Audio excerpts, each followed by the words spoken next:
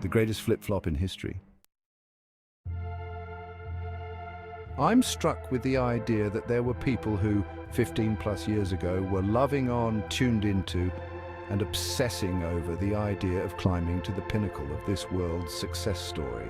And now these people, who were obsessing over the businessman and celebrity, Donald Trump and the show The Apprentice, are now the exact same group of people who are now disgusted by, attacking, hating on, and even lying about the now Trump, the leader and politician.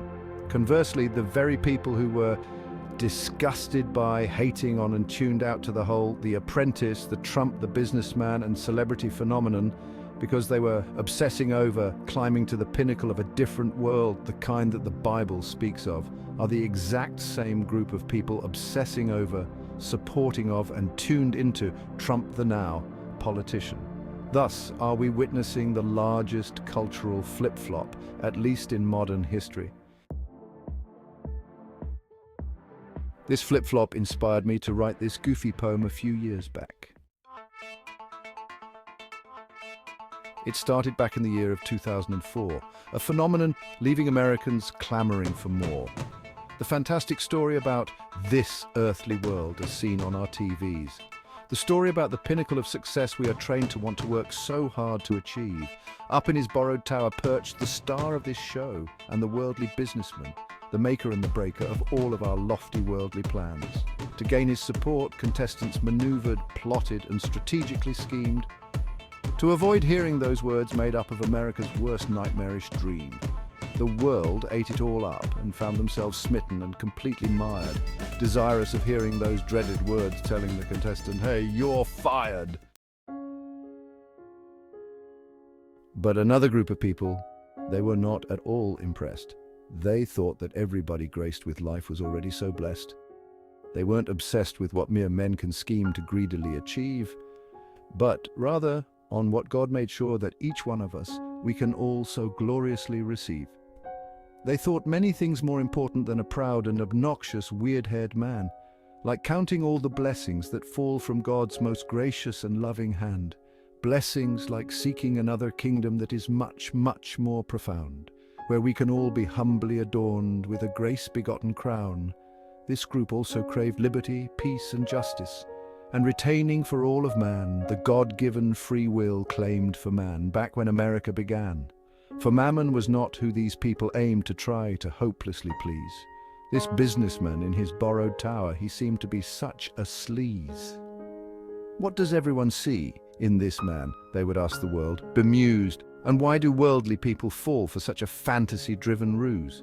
So they hated on this funny and golden-haired, arrogant King Toad and thought that the plot of a worldly apprentice was growing to be quite old. But then, like a Pharaoh's son turned Moses, the Toad took a different kind of stand. To put America first and make her great again was revealed to be his inspiring long game plan. Did the Toad see some kind of a burning bush and talk to the great I Am? Reading from the script of worldly power was growing to be quite old. America needed to get real again and needed someone bold. The infrastructure that built this Toad's highfalutin tower was suddenly taken aback, much like Pharaoh was by this sudden affront on its worldly power. The flip and the flop then occurred on that great historic November day, when the world and its tower of power, it was tripped up and then precariously swayed, so that their distressed worldly god and their scripted pharaoh power would still be able to stand. The lovers of this world, they flipped their allegiance and love away from a mere worldly orangey man. They read from, with new wanton abandon, this world's new scripted, ordered plan, to now hate on the politician, this suddenly racist and bigoted, hateful, arrogant, greedy man. And those lovers of the bigger and higher things than the Pharaoh's army of clowns. They employed that Toad to become a new apprentice to bring the Pharaoh's tower down, as the Toad echoes out the command to the world and its wanton order, "Let my people go. You're fired, you're fired, you're fired," now echoes that expression once loved and used by the kingdom of this world's Pharaoh. Of course, in a world where fake real news and real fake news never seems to stop, one slave to this world's flip is the free-willed man's great flop. There have been many cultural flips in the world and many more cultural flops. But if a list of flip-flops were compiled, this one would probably be at the top.